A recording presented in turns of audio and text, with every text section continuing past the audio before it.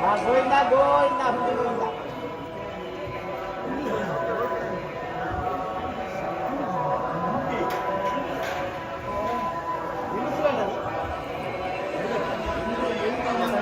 much, right? Okay.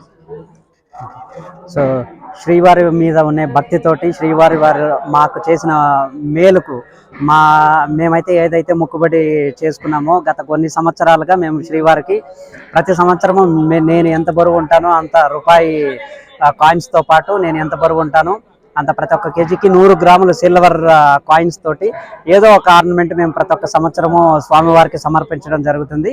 ఆ భాగంలోగా ఈ సంవత్సరం మేము ఒక గంగాళము సమర్పించడం జరిగింది. అది మేము గంగాళము గత 2 నెలల నుంచి ఒక మంచి ఈ మేకింగ్ పర్సన్కి బెంగళూరులో ఇచ్చి అక్కడ బెంగళూరులో మేకింగ్ చేయడం జరిగింది.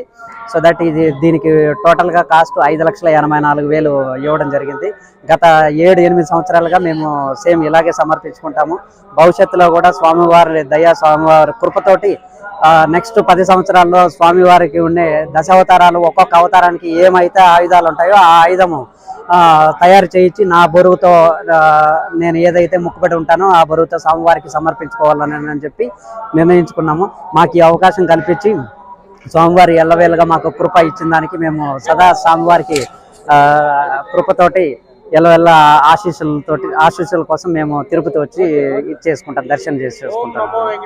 ఓం ఎప్పుడు అట్టే పోతావు